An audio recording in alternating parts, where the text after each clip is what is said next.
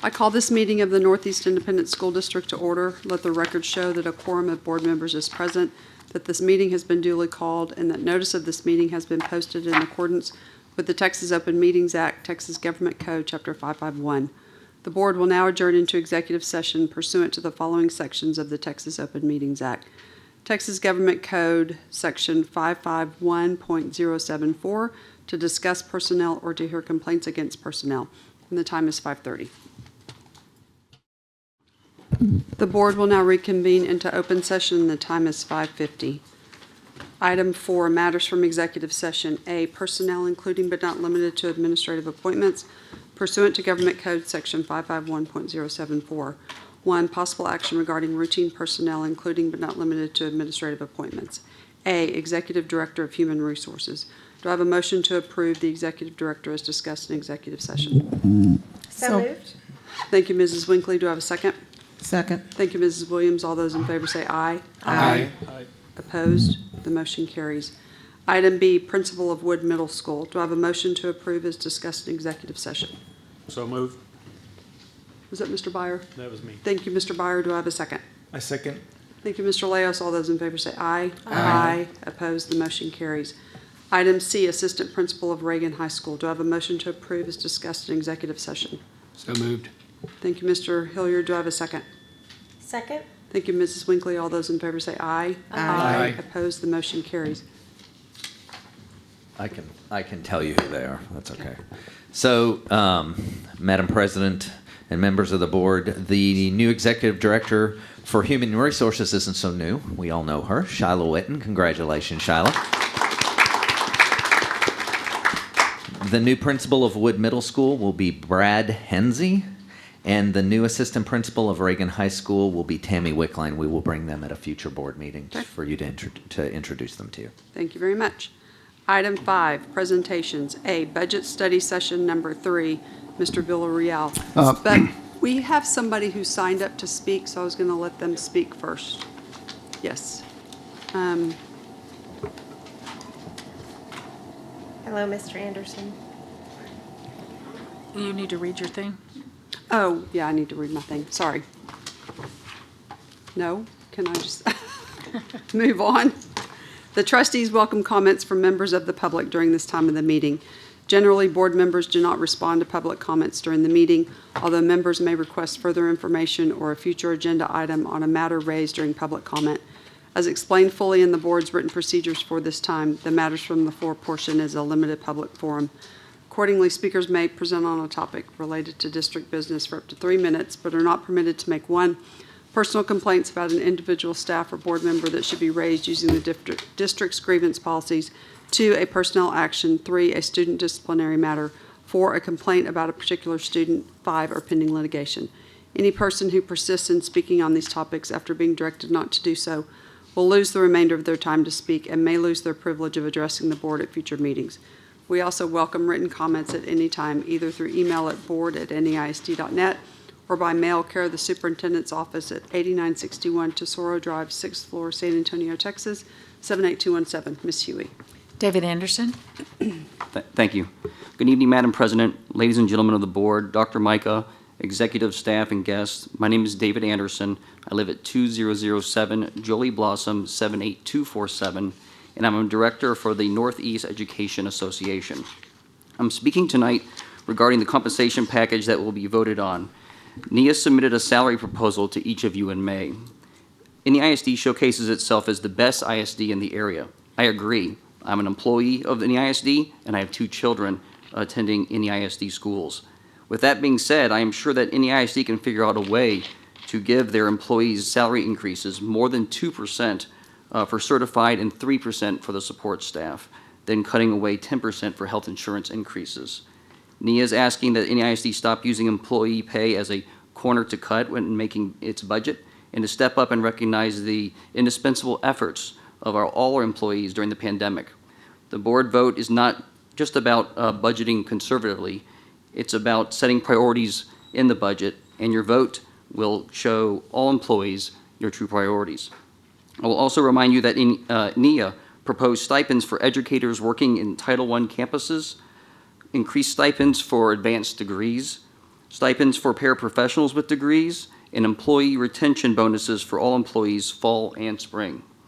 On behalf of the NEM members, I ask that before you begin cutting into the 2% and 3% midpoint raises offered with insurance hikes, that you carefully consider NEA's proposal and your priority to the hardworking, dedicated, and loyal employees. Thank you for your time. Thank you. Okay, now Mr. Villarreal. Yes, Madam President, members of the board, Dr. Mike, executive staff, and guests. Tonight, we bring you budget study session number 3. And with that, I call Susie Lackhorn, our Director of Budget, to the podium or to the stand, to the dais. You want to hit? So, yes, today is June 21st. Thank you, Susie. Okay, you want me to take over now? No, isn't there another? There we go. Here we go. We're Recap. gonna get smoothed out here in a second. Recap from budget study session number 1. We talked about increased property values do not increase overall M&O revenue. 2.5 limitation is on overall M&O tax collections. Homeowners may still see a tax increase greater than 2.5 if their home value increased despite further compression of the tax rate. Still have a lot of unanswered questions regarding federal money, and we still have a lot of unanswered questions. Several area districts have more access to revenue than NEISD. Teacher compensation at the beginning of the scale needs to be addressed. Debt service can lower INS tax rate for the 7th year in a row and continue to pay down debt early. School nutrition, feeding students for free next year. That's from session 1. Session 2, we talked about employee contribution rate to health insurance will increase. Compensation plan ranges from 1.5 to 3% and includes targeted adjustments. Legislative impact to state aid is still an estimate. ESSER 2 is a mix of state supplant and new money. Amount of local ESSER 2 and ESSER 3 supplant to be determined. And budget is not the same as our forecasted actual results. It includes 100% personal fill rates and 100% spending. And with that, the agenda is going to be debt service review, school nutrition service review, general fund review, and the next steps. And with that, I turn it over to Brian Moy to talk about debt service. All right, thank you, Dan. I get the easy part of the presentation tonight. Debt service fund is all wrapped up and ready to be adopted. Letting you a reminder of how the debt service fund gets its money. It's obviously the vast majority is from local property taxes, the interest and sinking portion of the property tax rates. A little bit of investment earnings, used to be a lot more, but there's nothing out there in the fixed income market for us to get any returns on. State aid, in 2015, the state mandated an increase of the homestead exemption from $15,000 to $25,000. Obviously, when exemptions go up, property tax collections go down. Districts already had bonds in place and telling bondholders, credit agencies, you guys, the public, that there was going to be a certain amount of money in property taxes to cover it. Well, the state just took away some property taxes. So they created a hold harmless to give back some of those funds. And as our property values go up, this state aid hold harmless goes down. It started around $2 million back in the 15-16 school year. It's down to about 1.5, and it'll, unless it's legislatively taken away, it'll probably go away on its own in about 5 years. And then the federal QSCAP subsidy, that is from the last federal stimulus from '09, where the federal government will pay the interest on a certain set of bonds if you use that money to reinvest in some of your buildings. We did that in 2010. How will we spend the money? 63, almost 64 million on principal payments, 56 million in interest, and 18 million in other is kind of actually almost all of that is actually additional principal pay down. It's just that the accounting rules are really funny. If I come to you with a resolution and say, on this date, we want to call this many bonds, then when we pay those bonds, I get to call it principal. If what we're doing this year was when we have this remarketing come due August 1st, it's called the district making a contribution to the transaction, I have to stick that by accounting rules in other. But that is the 18 million of us knocking down principal August 1 when we do that 2013B remarketing. I just can't put it in 6511 principal by the accounting rules. And so we're pretty much going to have a almost exactly balanced budget and a healthy fund balance. And we showed at budget study session number 1 why we need a healthy fund balance as of June 30 to take care of everything we have to do the following August. And with that, I'm going to turn it over, unless there are specific questions regarding debt service, I'll turn it over to Susie to start school nutrition.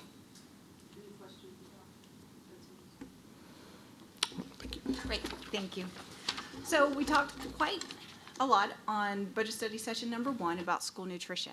So I know it's been a few weeks, but we've only had one major change since then, and that's the compensation plan. So here are the numbers with the compensation plan added to what we presented before. And so that leaves school nutrition with a $38.8 million expenditure budget.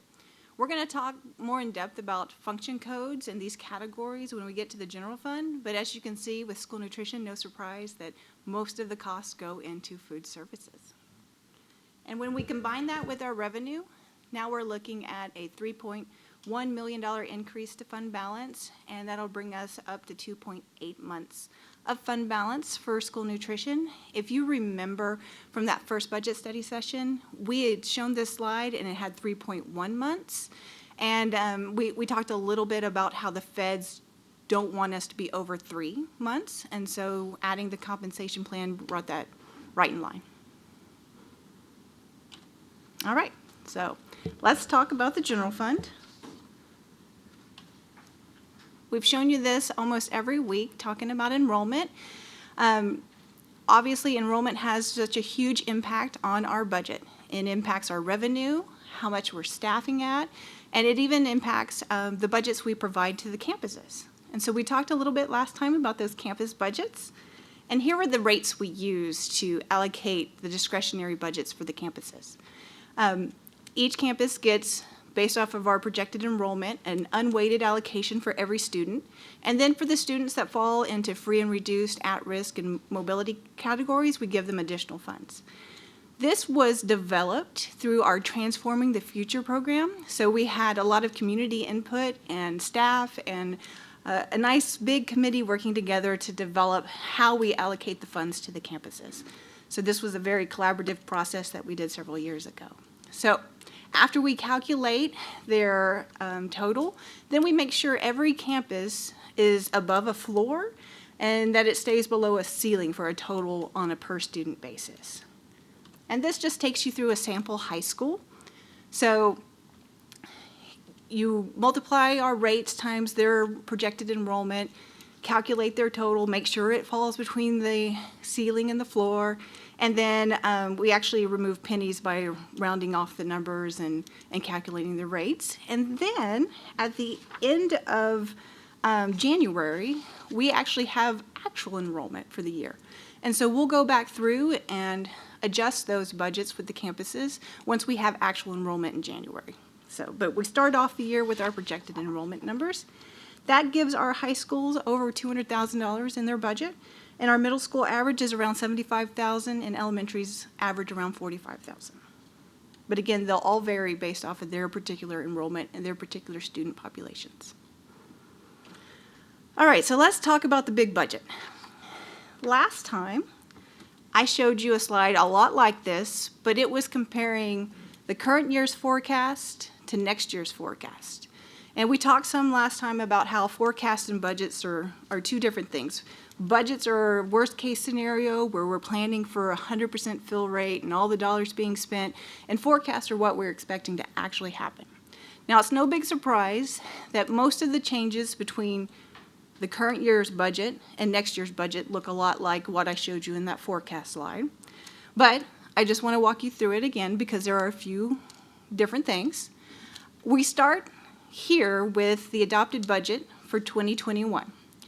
And if we had had any ongoing amendments, we would have included them, but the only amendments we had this year were for one-time costs, like the snowstorm and the retention. So it actually ends up starting off at the same numbers last year. And then we have our ESSER 1 adjustment. So last year when we built the budget, we really didn't know what was going to happen with that CARES Act and ESSER 1, so we just said we know we're going to probably move around $10.5 million out. It actually ends up being about 9.9. So, but in my budget, I'm going to take 10.5 and bring it back in. We talked about campus staffing last time, and that's another 6.6 million that we'll actually take out of the budget.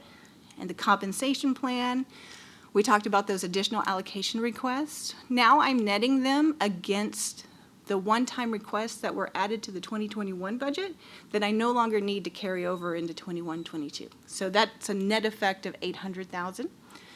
We talked about those rate increases for TRS, the reading academies, which are mandated by House Bill 3 from the 2019 legislative session, our 3 intersessional campuses, increasing our substitute pay, and the health insurance increase that the district's going to contribute for the rest of calendar year 2021. The one really big new item that's on this list compared to that forecast list is this program allotment spending catch-up. So when the state gives us funds for population groups like state comp ed, career and tech, bilingual, they also require that we spend a certain percentage on certain types of costs for those programs. And we have to make sure we meet that. And if we don't, then we have to catch up by spending extra in future years. Well, House Bill 3 added a couple of new program allotments, dyslexia, early education. And so we waited in 2019, 2020 for rules to come out. And so it was very hard to meet those spending requirements as those rules were being developed. And then we shut down for a pandemic. And so we were waiting to hear, we didn't know when we built last year's budget, whether or not they would give us a waiver for meeting those spending requirements or not. That technically is still pending on TEA's FAQ. But now we've been told that spending in ESSER will actually qualify for those program allotments. So we no longer feel the need to carry this $2 million in the budget, and so we're going to take it out. Our other includes a lot of different moving pieces, smaller amounts, a little bit extra for our QSCAB payment, reductions in other places like our campus departments, our campus budgets decreased because our enrollments decreased. We reduced another department budget because of a great rate we got on a contract for our internet services, so we were able to bring that down. So that it's a lot of smaller changes. All this comes down to a net change of $15.3 million, giving us a 21-22 proposed budget of $579.5 million. So now we've seen the high level and the changes. Let's talk about some of the specifics and what it looks like when we put it all together. Now, TEA requires us to track all of our expenditures in a particular way. So they gave us a 20-digit account code. It is both annoying and useful at the same time. So we get a lot of use out of it, but it also requires a lot of effort.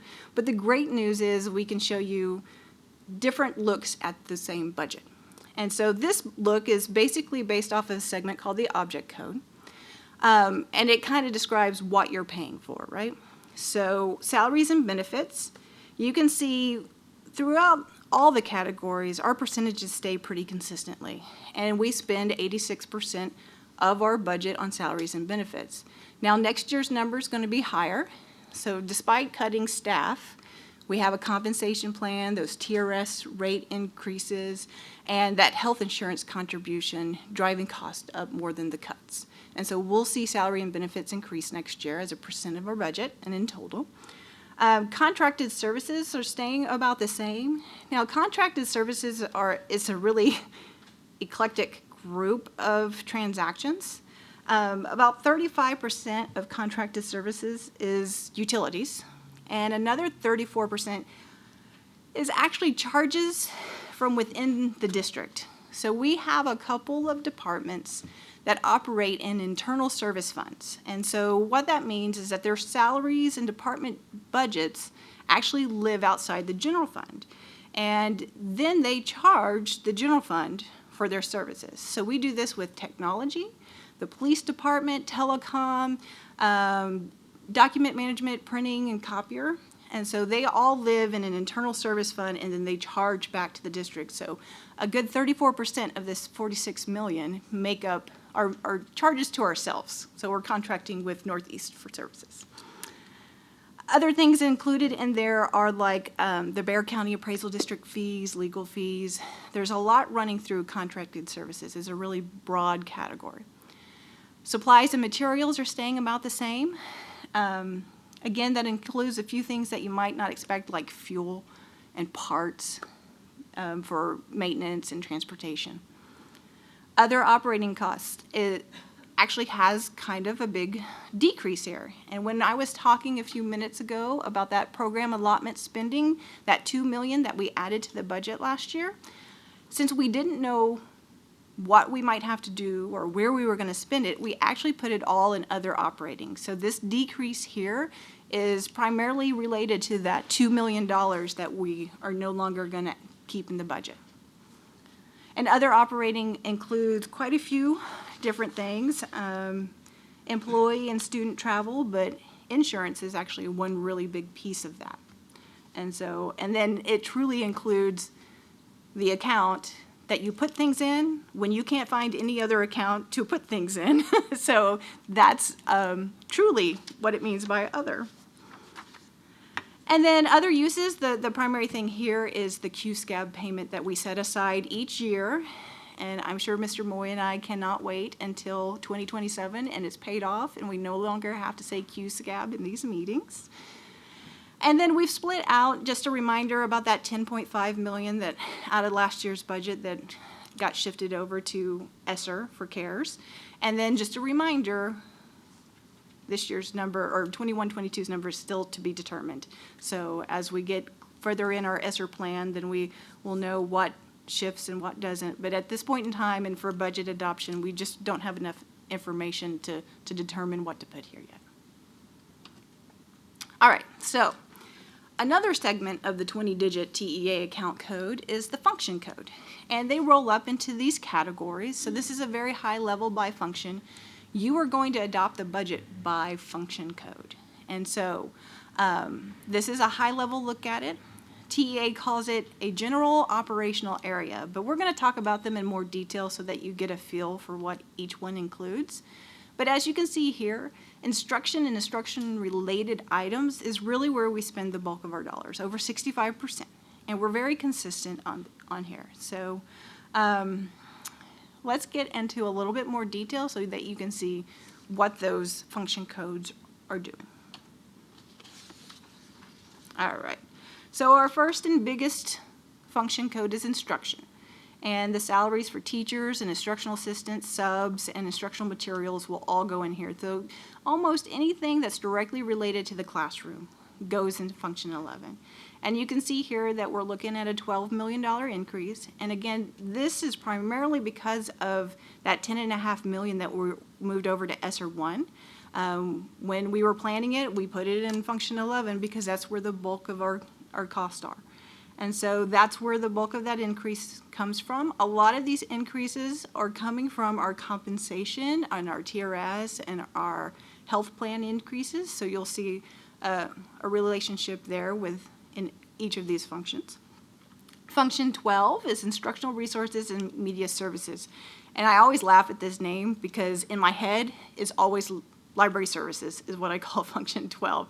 And so librarians and aides, library books, and the resources, those are all coded to function 12. And so, but it's got that nice long name that we have to say even though it's the library. Function 13 is actually quite an odd duck. It's called curriculum development and instructional staff development. But it actually has a lot of staff in it. And that includes our academic and instructional deans, our instructional specialists, that includes our technology instructional specialists, our math, our reading, and those campus department heads, so the English chair or the math chair, those are all coded in function 13. And so one of the items driving the increase for function 13 is reading academies. All of that is, directly related to developing our staff and teaching reading. And so that entire $500,000 increase that we have planned for next year to meet the HB3 requirements for reading academies are sitting in function 13. All right, so those are the ones. Here are the two X's. Instructional leadership is function 21, And it includes special ed campus coordinators and leadership in special ed, ROTC, CTE, bilingual, those types of departments. And so you'll remember a little bit from our campus staffing that we had some changes in those staffings, and that's why you see this going down a little bit. School leadership is for the office staff really at the campuses, so principals, assistant principals, and their administrative support staff. All right, so function 31, guidance, counseling, and evaluation services. So not surprisingly, it includes our counselors, our school psychologists, the college, career, military readiness specialists, our educational diagnosticians. It pays for testing. There's a lot running through 31. And when we talked about staffing, we talked about how we were reducing some general fund counselors. And you can see that's driving this decrease here from last year. So we're reducing some counselors from general fund, and we're adding back other counselors and other federal programs. So if we were to look at those federal program budgets, we'd see an increase on that side. Function 32 is social work services. As you can see here, family specialists, attendance officers, hearing officers, student support. So not a lot of change there. Health services, function 33. That's basically the clinic, the nurse, assistants, their supplies, and then the department, the central office department for health services. That's where the Band-Aids go. All right, so school transportation. We've got bus drivers and routing specialists and trainers and mechanics and the transportation staff. They'll pay for the fuel for the buses. We will have some of the additional cost is going to be driven from our intersectional campuses because they're going to provide additional services for those extra days. Our food services budget in the general fund is tiny, but if you remember, that's all sitting over there in school nutrition. So we just have to have a little bit here in general fund to match any grants and for negative account balances. The feds won't let you write off negative account balances in the federal fund. Our extracurricular, function 36, has our athletic coordinators, directors, stipends for all of the extracurricular coaches and leaders. We also pay for referees and judges and travel for those events out of function 36. All right, so function 41. It is kind of like that miscellaneous account that I was talking about earlier. When you can't figure out where something goes, it goes to 41 because it's just kind of your default catch-all. It includes a lot of administrative offices, obviously, human resources, finance, risk management, benefits, procurement. Yeah, they're all listed there, but we also have attorney's fees in there. And as a portion of the Bexar County Appraisal District fees actually goes to 41 also. So there's a lot running through there. Now that I've shown you a little bit about general administration costs, I want to talk a little bit about this thing that TEA calculates, the administrative cost ratio. So this ratio is used in Schools First, which is the state's school financial accountability rating system. And they have all these items, and they give districts points based off of how well they score on each individual item. And item number 13 is a district's administrative cost ratio. They take operating expenditures for functions 21, instructional leadership, and 41, general administration, and they divide that by all the ones, the instructional related functions, and 31, the counseling one. So they add the ones and the 31 together, and they divide the administration one by that total. And so if your ratio is below 8.55%, you get the max points available. And this is the rates for large districts over 10,000 students. And so they understand, TEA recognizes that smaller districts don't have the economies of scale that bigger districts would. So their cost ratios will look a little different given that they don't have the scale that a Northeast has. When we look and compare ourselves, the district actually comes out around 5.3% for 2020. And in our area, it's the second best ratio. Some of these districts are smaller, and so it's not expected that they operate at the same level that we do.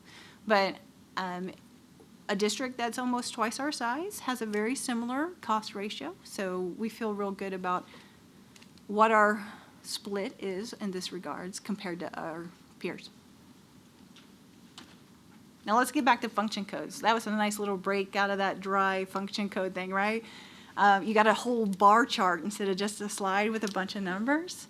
But let's go back to those numbers. Here's function 51. It includes custodial and maintenance, utilities, warehousing, a good portion of the property insurance is here too, and like our engineering department.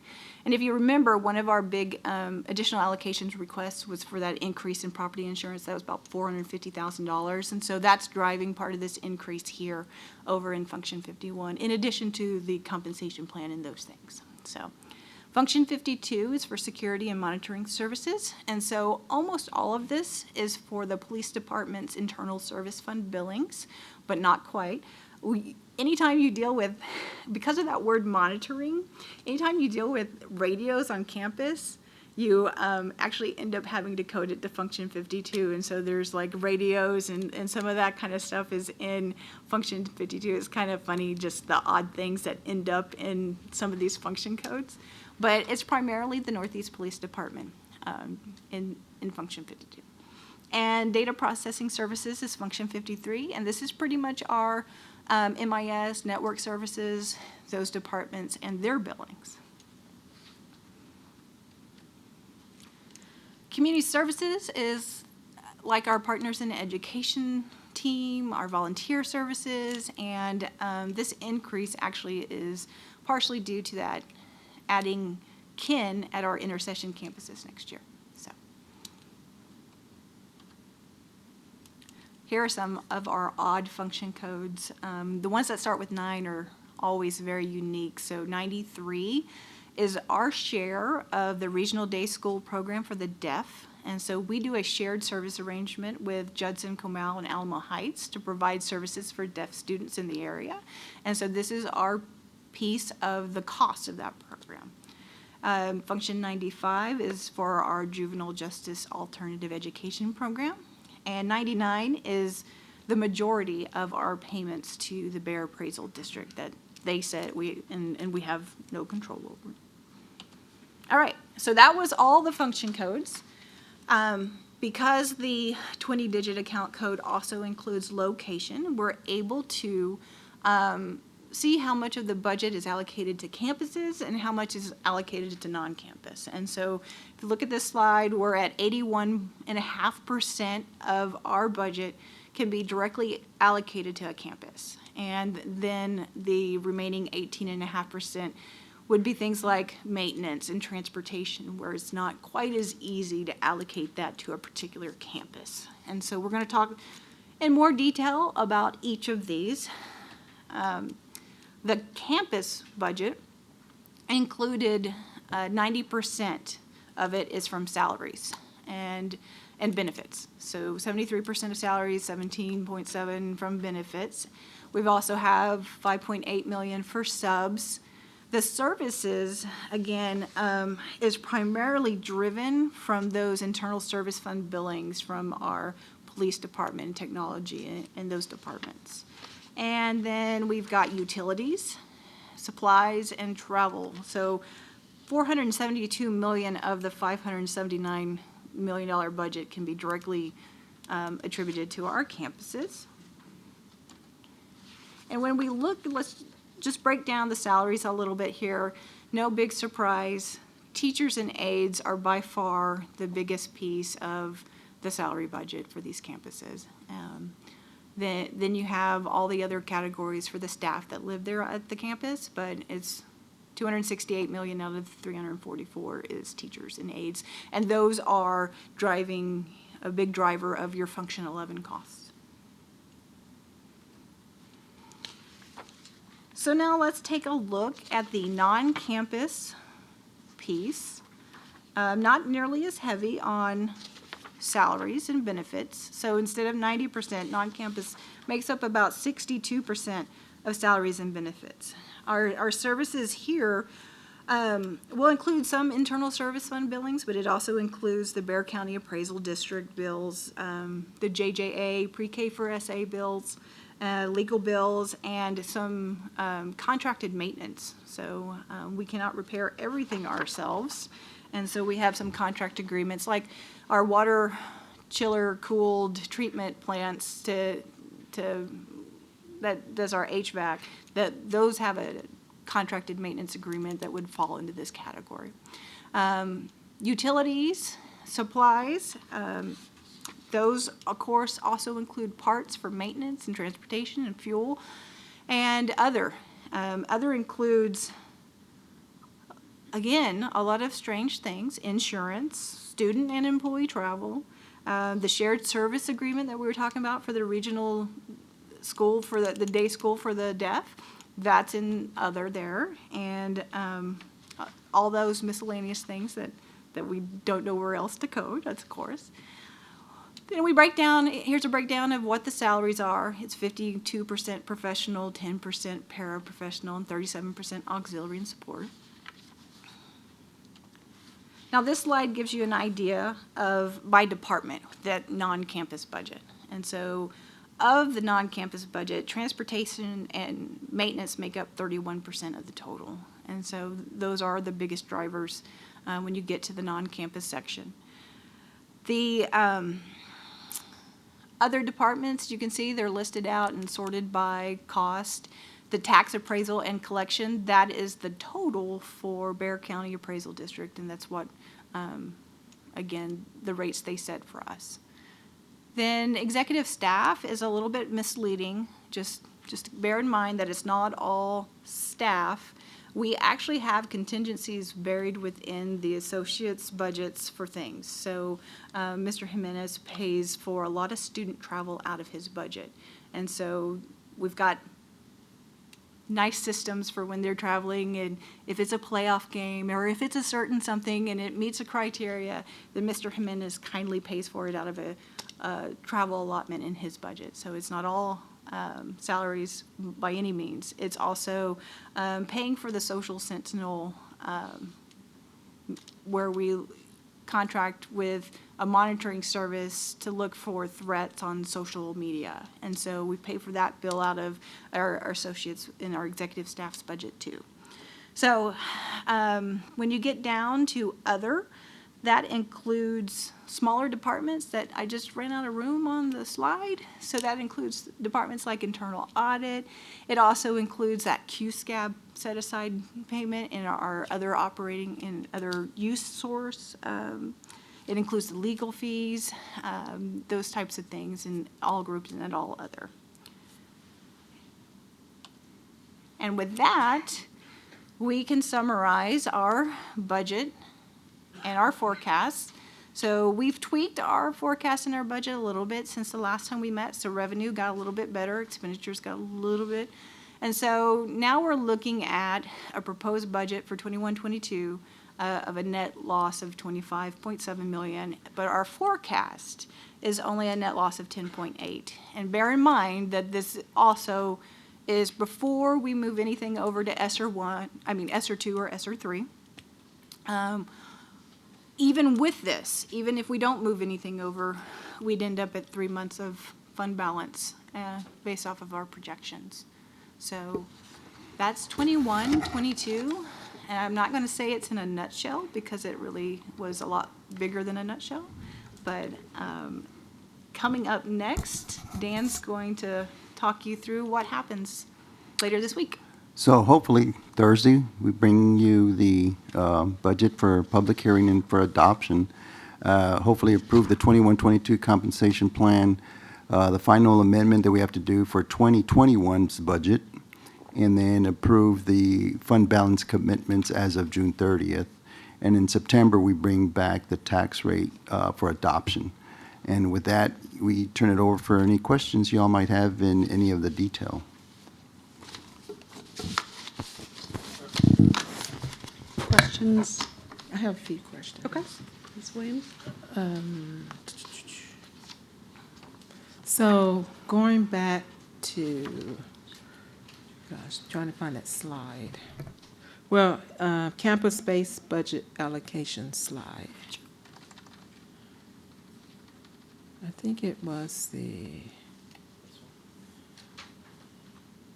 yes. Yes. So you have, excuse me, you have unweighted allocation, free reduced allocation, at-risk, and mobility allocation. What are the differences? I'm assuming that the unweighted is just the true cost. So we take your projected enrollment for each campus.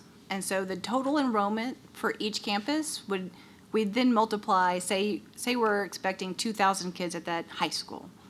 Then we'd multiply $68 times 2,000 to get the unweighted allocation. And then we'd calculate free and reduced number of students and multiply that times 12 and add it to the unweighted. Okay. And then we'd take the same thing, the number of students at risk times the 24 and the number of students that are mobile times 8 to get their total. And we use state definition. We do. And Ms. Williams, the next slide is, there's the example of when you multiply out the costing, and it shows it for this particular high school. Okay, I think during the presentation, I was stuck on the slide before. And So Ms. Williams, it's very similar to the way the state, so that we get ADA and then we get WADA, weighted average daily attendance. So it's built very much on that same premise. Okay.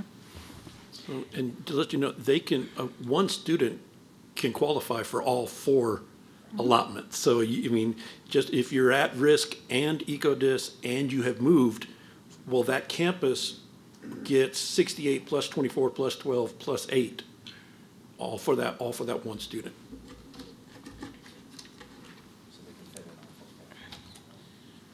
It's not a double count, but it's You get your regular weight, and then you get extra for every student that is in any of those fits in categories. Okay, it kind of overlaps. Yes. Thank you.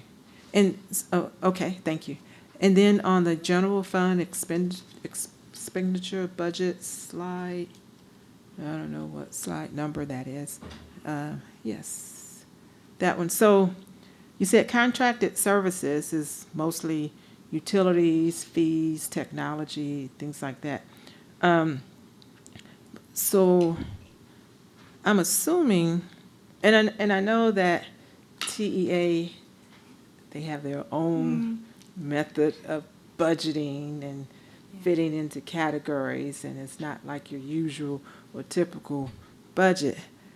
Because typically, I'm thinking, contracted services reflects contracts. You know what I mean? Right. And, 34% of that 46 million is contracted internally. And you and I don't think that way, but TEA thinks that way. And so that's the coding we have to use. And so it's. Not every district does this, but you get a more accurate reflection by function, which is very important for schools first, when you use what's called an internal service fund. So what that does is, like, we take a lot of Tom's technology people and we give them their own fund. So then you're able to manage all of Tom's area in one silo. But when his people go out and fix things, if they fix a student computer, the cost of that repair goes to 11. If they fix a librarian's computer, the cost goes to 12. If they fix the principal's computer, the cost goes to 23. If we had them all in the general fund, we would have to shove everything into 53. And so this cost allocation method gives us a more accurate reflection of what it takes to run this part of the school, this part of the school, this part of the school. So that's why all of Tom's people aren't general fund employees. They're over here so that we can more accurately reflect what we're spending money on in the general fund. But it's not a centralized type of allocation, if you will. Correct. It's So departmentalized. It is. And so when it comes down to being charged to the general fund, a lot of it is based on units. So if most of the computers are either given to a child or a student, most of the cost is going to go to 11. All the computers that are in a lab in the library are going to go to 12. So it's a great way of allocating costs in the general fund, but also being able to manage it separately in its own silo. So are any construction-related items in here, or all of that comes out of our bond? It would be a very small amount of Ish Flores' engineering budget for some really small jobs would be contracted services, but Ish doesn't have a really big budget at all. So I'm kind of going back to, say, purchasing. Is that function 41? Yes. Yes. Okay. And so I also noticed that the function numbers are not all sequential, so maybe because we don't need to allocate anything in some of those missing function numbers. That is TEAs. They leave gaps Oh. in case later on they decide to add a new one. And so there's not a lot that TEA has defined that's not in our lists. And so mainly those gaps are there for TEA to categorize them in a ones, twos, threes. But it's also so if they decide to create a new one, they can do it and fit it in. Thank you, TEA. Yeah. They leave very little of the code to our discretion. I see. As the commissioner says, I'm from the government, I'm here to help. Thank you, government. That's all I have. Thank you. Okay. Just want to make sure, I heard it said twice now, just make sure I'm understanding this. Last budget session and then at the end tonight, Mr. Villarreal, but all this does not include ESSER 2 or 3 funds, is that correct? Correct. So in the event we didn't like all the 18 strings that might be attached with federal funds that take away some local control, we could pick and choose when the ESSER 2 and 3 requirements come out as a district. Obviously, we're going to look to maximize the federal dollars, but if there's something that is a concern, we would have the ability to say, we're not going to take the federal dollars and we're still budgeted well for it, it sounds like. And obviously, the federal dollars will help supplement if we do obviously take what's available. So once the district finishes all of its stakeholder engagements, it comes up with its ESSER plan that's going to be attached to the ESSER grant application, then we can look and say, okay, this is what we know we're going to fund with ESSER 3, this is what we're going to fund with ESSER 2, and look, there's some room to move some things that are in general fund right now, just like we did this year with the 10.5 million, and take things out of the general fund and move them over to that federal fund. So we just are not at a point right now to say we've identified this, and this to move. And I'm good. My bigger concern is I used to be in the federal government too, and they're here to help, but what might work in Illinois or South Carolina or Virginia may not work in Texas and Northeast. So I want to make sure the staff here has the latitude to maintain that local control to implement what's best for our students here in Texas, maybe not else. But if we take those federal dollars, sometimes there's federal strings that may not be conducive to the plan the staff has. And so that's what I guess my big goal, and it sounds like we've planned conservatively, is if we don't like something in ESSER 2 or 3, we can maybe skip parts of that funding if it made sense on the academic side. Does that make sense? That's really my question. Yes. So it sounds like y'all budgeted conservatively. Correct. And yes, there are strings. There are always strings with certainly. federal dollars. But the latitude at which they are giving school districts to create their plan, I can tell you our plan will look nothing like Northside's, will look nothing like SAISD. They gave us a lot of latitude. Okay. So when we do decide, hey, this is going to be new, or this is going to be something that's currently in the general fund moved over, we will have to move it out of the general fund, bring back to you guys a budget amendment. Okay, great.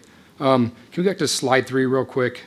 And Mr. Villarreal, you've hit on this a couple of times. I think it's important because this is what I hear a lot about locally. It's that second slide. I think people don't understand compressing the tax rate. The district does a very good job to try and keep the tax rate down, but lots of people still see a real dollar tax increase when they get their bill as it's tied with the Bexar County appraisal piece. Yes, so sir. people will still possibly see real dollars Yes, sir. going out, even though the district's working with that 0.4 pennies compressed, which is the low end of the compression scale compared to some of the other districts. Yes, sir. Okay. That is, I just think that's important because I think that gets lost. People don't understand there's a formula and there's two pieces to the puzzle, but a lot of people go, I'm paying more taxes.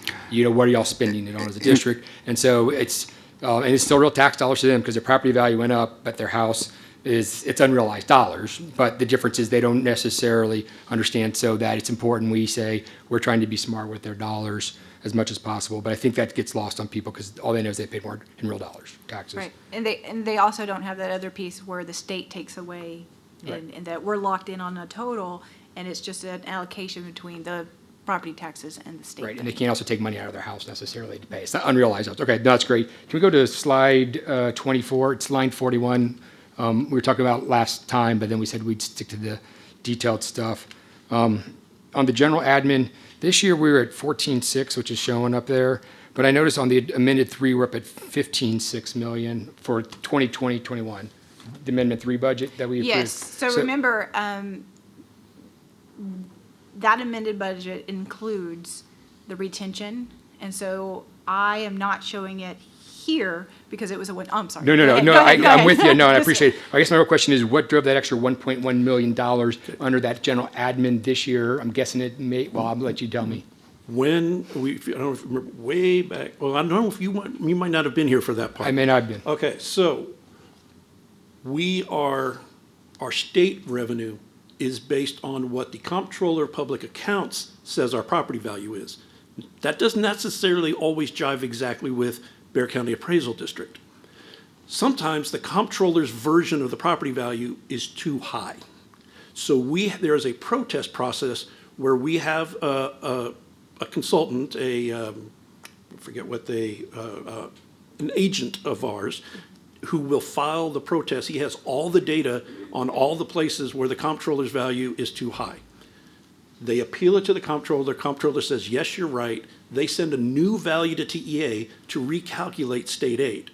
So then that means that even for years past, the state has to give us what our state aid would have been if the property values hadn't been too high in the first place. The agent that we hired to do that gets a 5% commission for that. Over the last 4 years, the comptroller quit processing these protests. He just stopped. Well, then he got back on his horse, and we got multiple years of protest money all rolled in 1 year. And so we got over $13 million of one-time catch-up state aid, of which we owed 5% of that to the agent. So that went into Function 41. So that 1 million was that? Because I have a question. So for next year, we're not expecting that. That was a Right. one-time cost One-time versus a cost. recurring. We'll still have some protests, but it's going to be real small. But this was compared to this was an unusually Okay. humongous. So we're not expecting to have a big bill like that, an extra $1 million. That was a So, one-time bill. Mr. Hilliard, so yeah, like Brian was saying, just to reiterate, the comptroller values is what we get our state revenue. Local from Bear Appraisal is what we tax the taxpayers. So that's why there's that difference. So that's why it's been really huge. And if you look at the slide right here, you can see our adopted budget had 553 million for total revenue, but we're really forecasting 564. That difference there is Part of that recapture. Yep. Okay. Yeah, and so the fee for us to get him to do that is buried Okay. in 41. That answers my question. I was just wondering what the change was. But can we go to slide 27 and line code 53? And it's tied to, I believe, the information technology. I guess my only question is, with all the recent cyber hacking that's happening across there, and we have a lot of sensitive, student, family, employee data, I just want to make sure if we were confident in security and high-level stuff, if we need to put more there, because I know everything now is in the digital world, but just making sure we're confident we have a very robust, very secure system. I know it's always getting probed, but I just want to make sure you have everything you need resource-wise, because if we get people's data out there, employee, staff, it's very concerning. Hey, Tom, before you jump, I feel pretty good because our person went over to another district to go help them with this problem. Okay, well, that may be a I'm good just- question. I And I know mean, you would ask for the money. I was just surprised to see a sure, decrease. because they got our person to go over and fix their problem. Okay. So go ahead, Tom. Yes, sir. Thanks to your approval from the last board meeting, we're adopting another security appliance that allows us to create backups in the case we get a ransomware attack. When it comes to information security, it's always done in layers. You can never do enough, but we are certainly in a better position because of your approval. Okay, last you have all the money you need, though. As far, well, sorry. Sorry, wrong question, wrong question. Please don't say that. I retract. You feel you're Can we adequately turn his resourced at mic the off? you're adequately resourced at the current time? Yes, sir. Okay, then you turn off my mic. Sorry. I know IT folks never have enough money. That's fair. Thank I you. think, Mr. Hilliard, not to interject, Yeah. but I think to your point, there's a decrease of $100,000 there in that. Yeah, that's why I was just department, surprised to see that decrease. That's my only and reason. is there a specific reason for that? Yeah, we got a good rate on something, on Because you our- did mention yeah, some of yes. the contracts and Yep. stuff that we were Yep. getting Great, okay, better rates So, on things. so we, that's- we stole their budget back. okay. So we're not declining or going down in service. We just got a better rate. That's great. Yeah, I'm still grinning about it. Okay, awesome. Can we go to line 81, which is the facilities? So it's $0. And I know we're doing ICSI, we did that through the reallocation of the bond funds. But so from my understanding, for the rest of this next budget year, we're not going to need any sort of ICSI or any other type of construction funding per se in this particular line of coding, not tied to bond stuff. But I just know we're working to build that. Maybe in future years we will, but not this next coming proposed year. Is that correct? Or is this a different set of money? No, and so there were different pieces Yeah. for that project. Yeah. And yes, there was money in the bond and, Yeah. and those kinds of things. But bear in mind, the point I want to make is that we will, especially when it comes to our engineering department, we will start with their budget in Function 51. Okay. Because we really don't know what repairs, what projects are going to come up throughout the year. And so we may very well take money out of 51 and move it down to 81. Okay. And so we're going to bring you a final budget amendment on Thursday for 2021. And so you may see costs sitting in 81 that we really start out the year sitting up here at 51.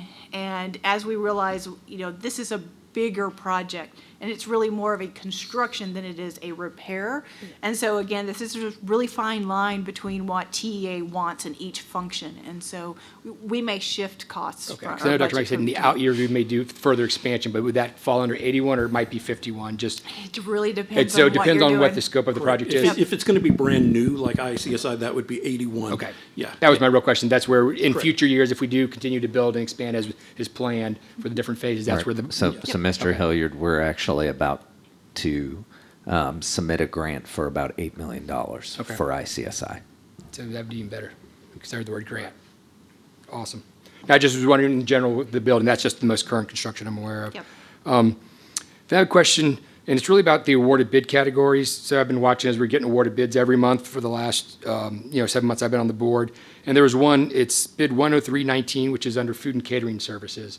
So I guess my first question would be is, what category of these lines of accounting would that fall under? Do y'all know off the top of your head, or does anyone know possibly? Because it's food and catering services, and I'm trying to figure out, I was waiting for this detailed, and I know there's lots of others.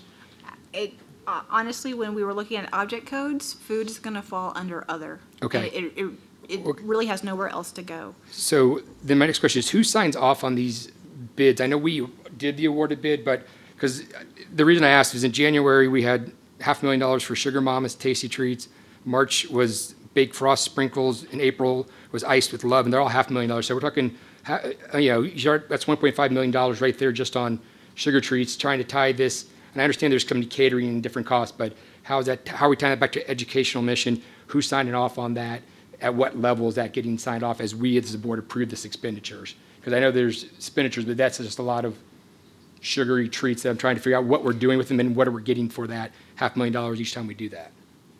And I don't know if anyone can answer that question, but that adds up because that's about $6 or $7 million of catering. And once again, there's obviously times to cater meals, but that's a lot of. The one point I would make at this point in time is that not all of that is going to be general fund costs. Okay. Campuses also have fundraising, and it sits in a different campus budget in a different fund. And so some of those costs are going to come through their campus fundraising, campus activity funds. And so But- that's not going to be included. But in these under the budgets. awarded bid reports, though?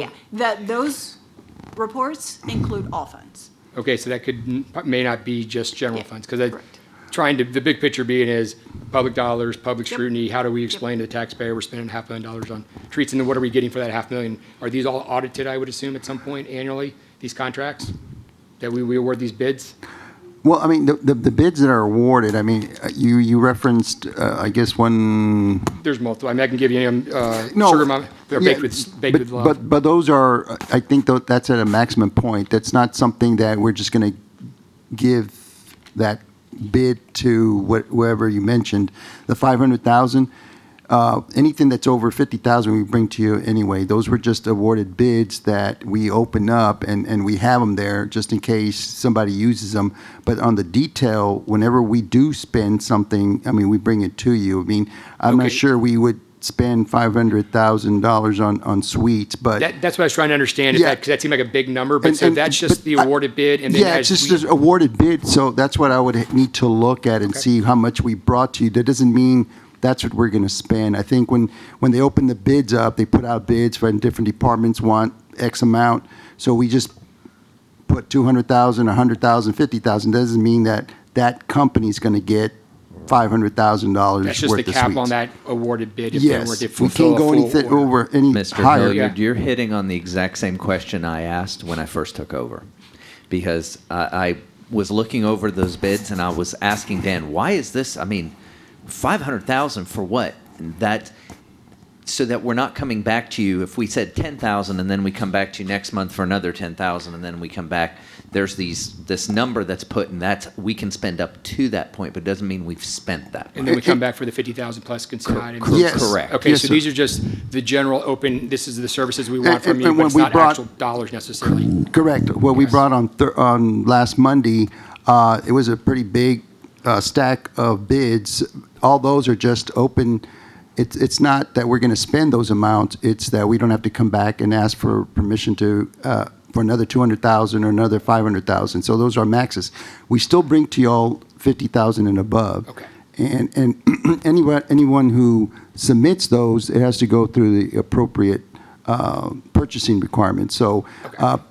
procurement. So these are just the front-end contracts, but the actual, not allocation of dollars, we're not And actually, those companies don't know what the amounts are. We don't tell them, if they submit a bid for something, we don't tell them, well, okay, you got up to 500,000. I mean, it's just, So that's it's part of the internal. competitive bid process. It's sealed. You Yes, sir. just say, we need 1,000 cookies, I'll say. Right, and that's just internal.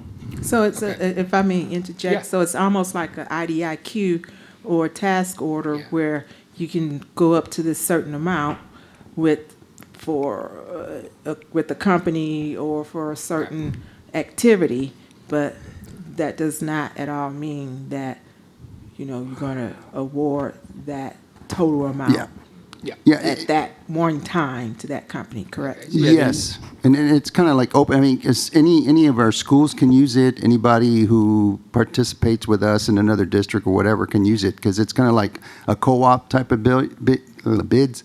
So those are just total amounts. So yeah, I mean, any of the schools will be able to pick from the list of approved vendors because sometimes schools will bring us and say, hey, we want Maria's Tortillas. We want to use them.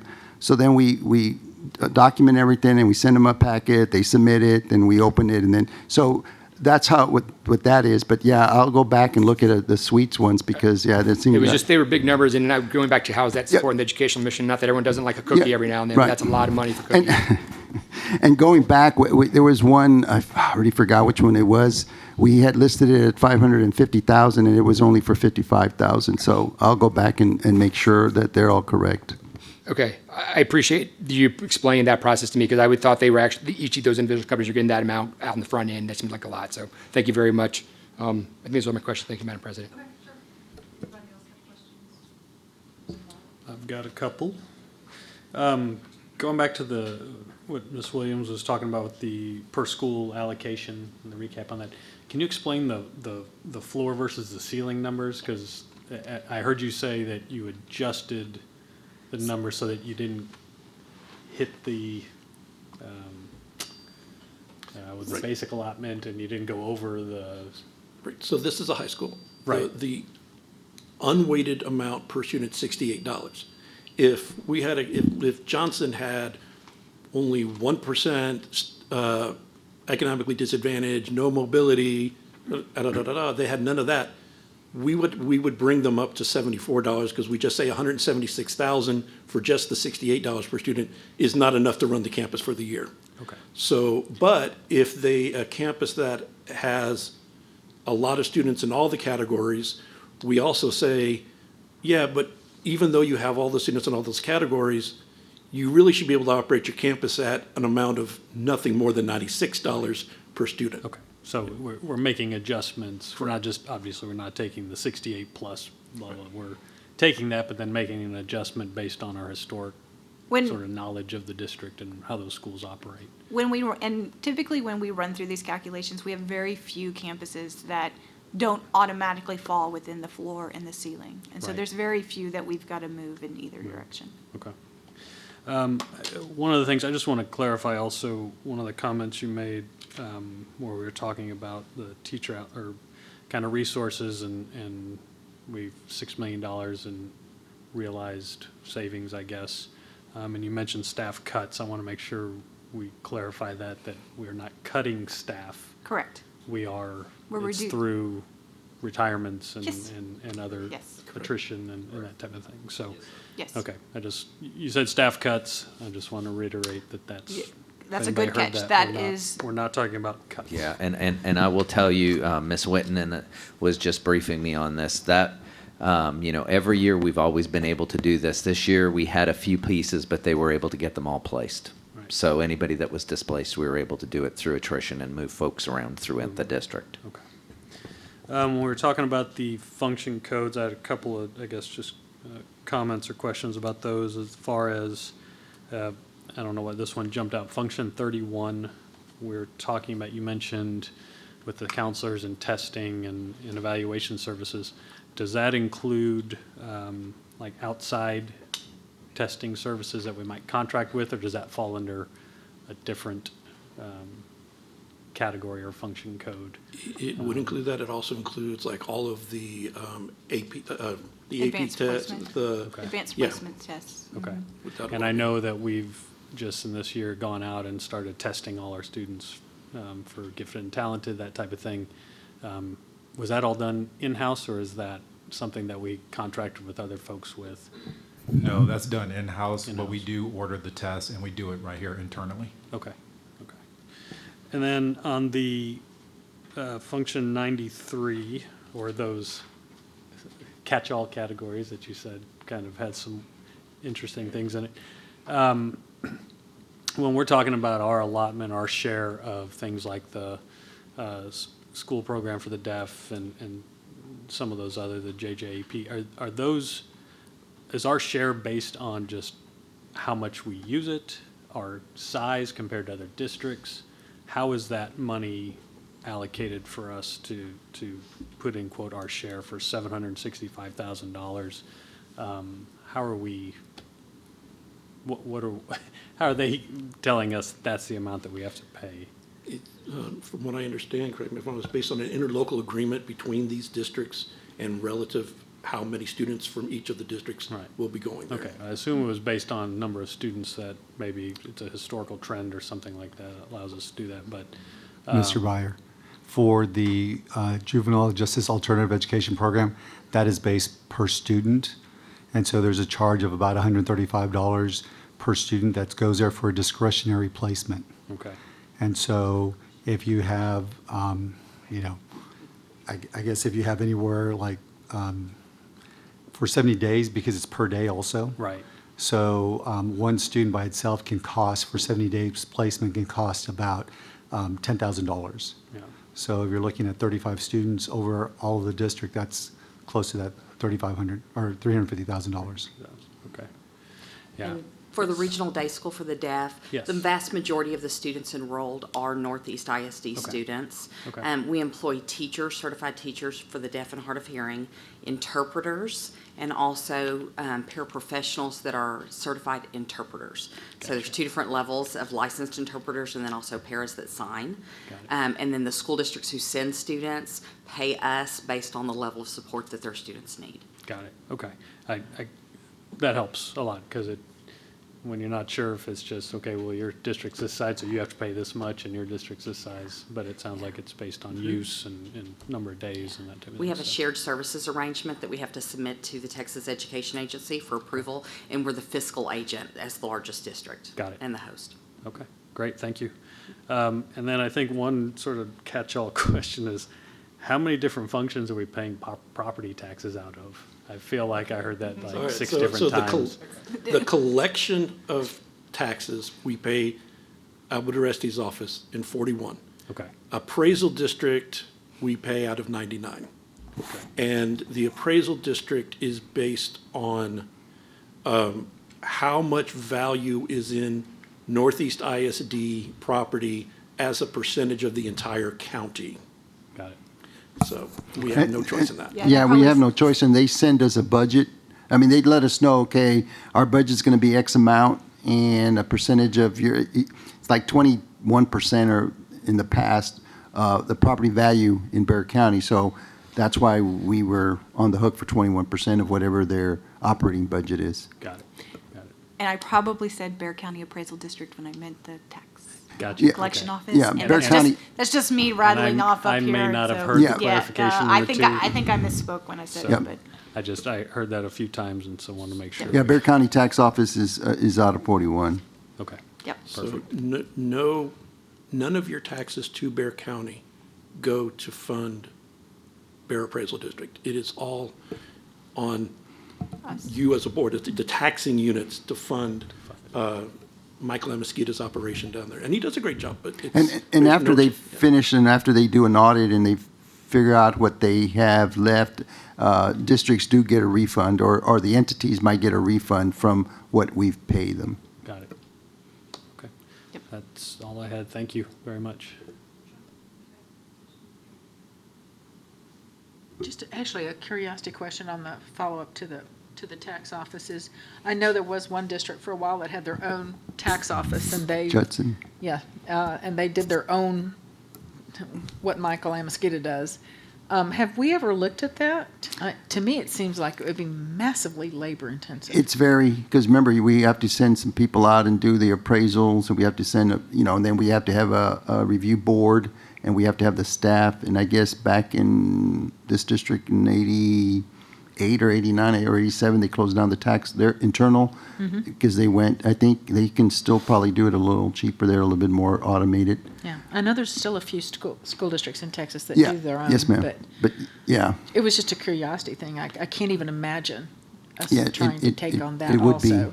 It would be, because, I mean, there's a lot of other details that we'd have to do, I guess, lawyers, appraisers, the review board. Collections, yeah, okay. With the way that since 2015, that the expansion of the protest process, we would be swamped. And we don't have, and even if we had people, we don't have what now the county, remember we talked about it with our economies of scale. Their ARB is large enough to be able to handle everything. We would never, just for within our $40 billion of property and probably close to 160,000 accounts, we would never be able to handle that volume within the state prescribed deadlines, even for just handling the protests. And commercial properties, we have quite a bit, and all of them are just, That's a whole nother yes. ballgame, yeah, that I wouldn't even want to take. Oh, gosh, that's crazy. We'd have to hire another whole amount of staff that we currently have. Yeah. And then I just want to make my standard begging plea, can we look at salary increases and no insurance raises? But it's hard to argue with the numbers, but it's extremely painful. Follow up with the question. Because we've had several people come speak to us. We've received several emails. So one of the questions, and I can't remember who asked me this, was, can we do the 1.5% or the 2% or the 3% off of actual salary versus midpoint? And would that be more of a benefit to our employees? And what would the impact be to the district for, and I see people coming. Yeah. Ready to answer my I question. will correct everything I say wrong right now, but it depends on who you are. Are you above midpoint right now, or are you below midpoint right now? So where would you say I don't know if you know the answer to this. The majority of our employees do you know where they fall? Good evening. Well, with salary freezes, we do have some compression, which through our compensation plan, we've actually addressed some of those Okay. highest need areas.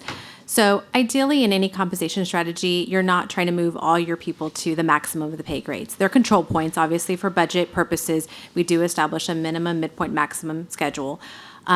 But also, when you apply it off of someone's base salary, you're creating a wider spread in your pay structure. You're not actually moving people to address, cost of living increases, which we can't match, but really Right. to move them up through the pay scale. It really is best pay practices to manage a midpoint system and apply an increase to move everyone equally through the pay range. So again, you're not creating a wider spread in your pay structure for your lower, entry-level positions. It makes it harder to recruit and move people within those pay ranges. So Okay. for those reasons is why we manage our schedule the way that we do and propose to you a midpoint, general pay increase. Okay, but we are looking at addressing those where we need to adjust that salary because we have some large discrepancies. We do. In our teacher salary schedule, as Ms. Lackhorn kind of presented to you, you'll see in our ranges we have, compared to other districts, especially at our entry points, where we have a lot of compression in our teacher salary schedule.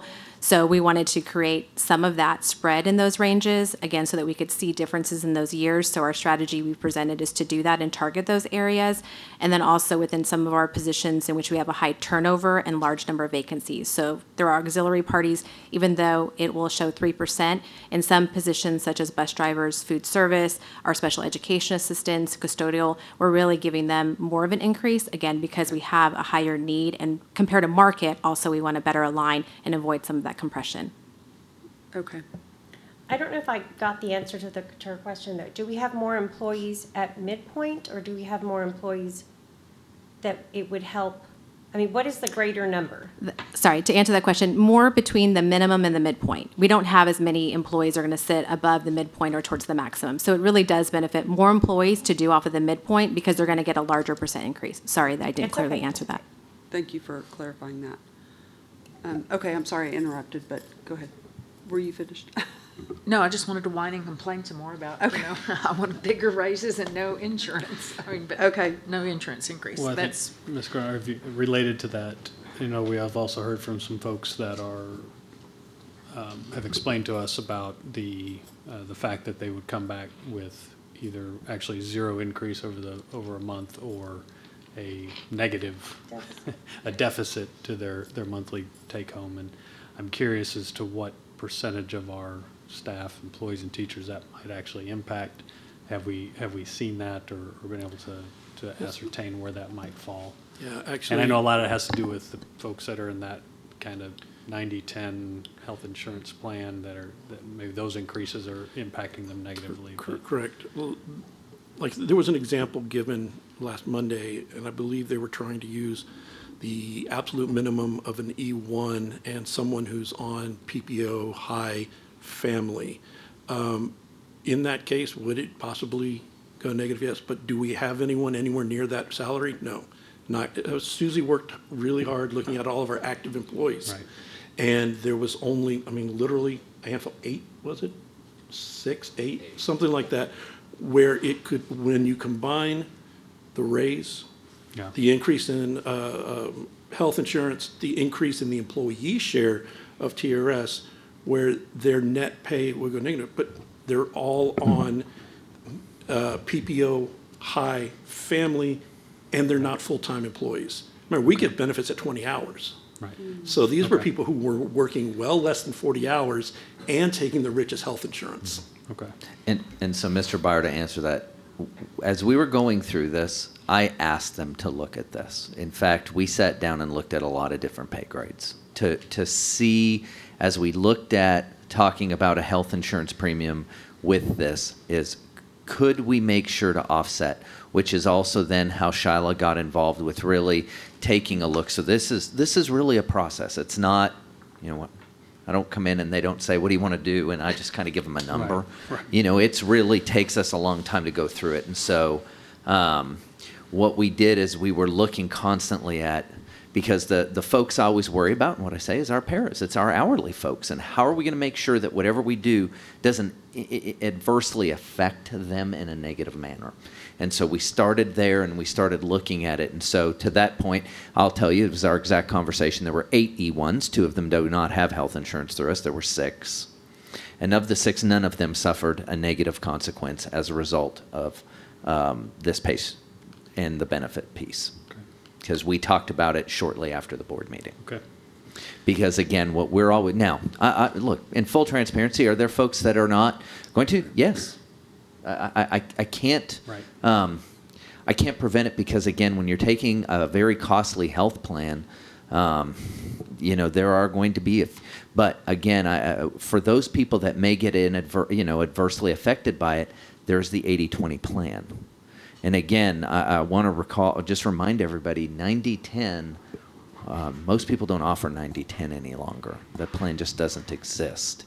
And so, you know, there are those options. In fact, Brian and Susie and I and Dan looked at some districts, I think, with a 70-30 plan. I mean, you know, correct, because what districts are doing is trying everything in their power to create these, because y'all, health is going to continue to rise.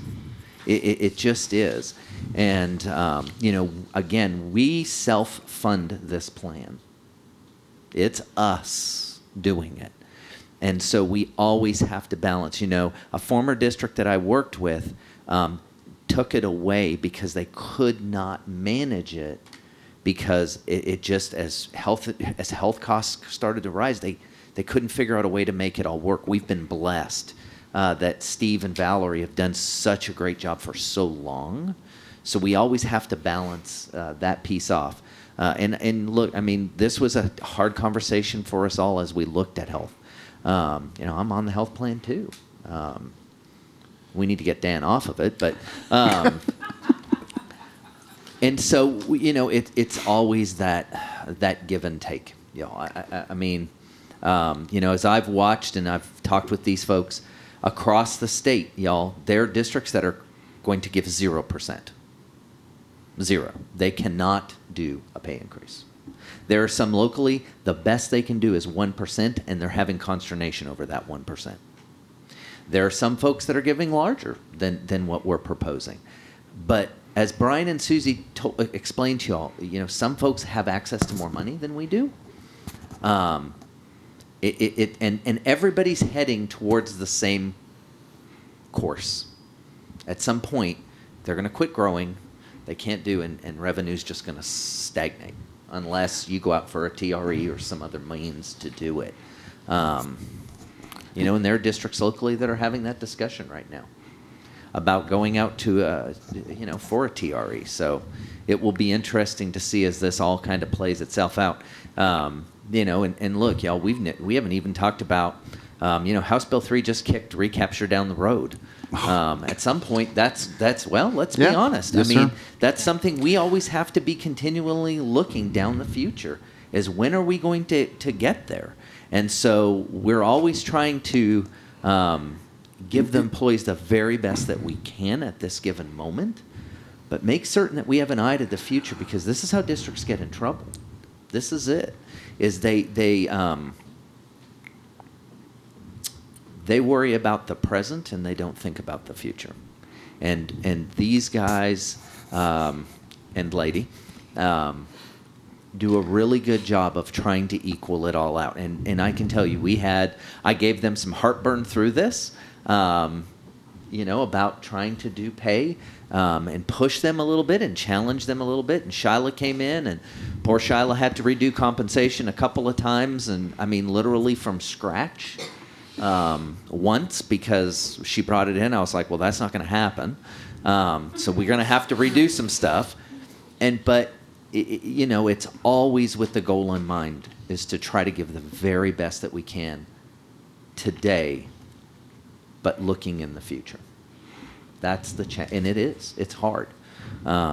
Because look, Would I love to recommend to you all bigger pay raises? Absolutely, I'd be a hero. But I'm a taxpayer too. And I have to always go to bed at night and close my eyes with both in mind. And that's how we approach it.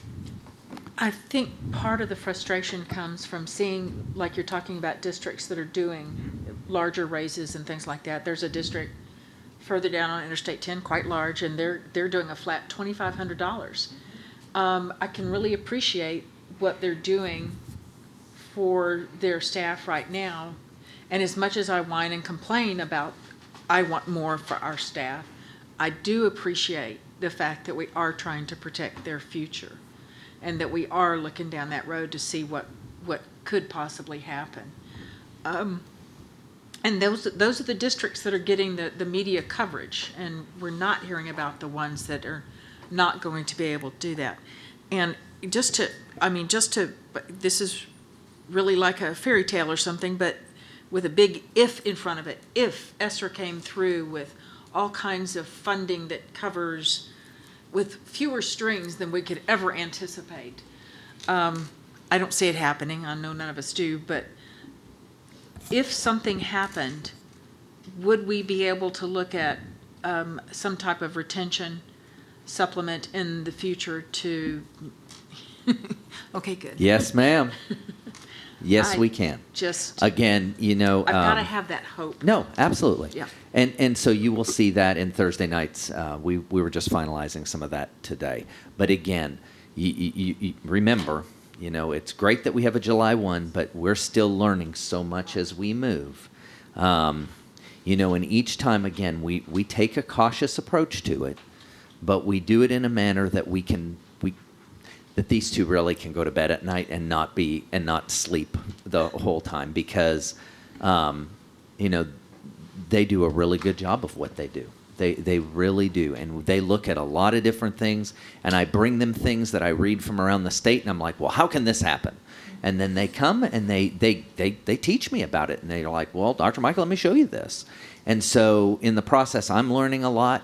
But then we look at other ways of, maybe we missed something, and we're always open to that, to look. But yes, the answer is, could we down the line? Yes, we could with ESSER, with retention supplements.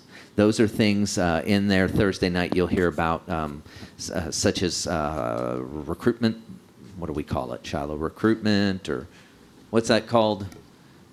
Signing bonus, or is that what it is? Yes. Okay, signing bonus.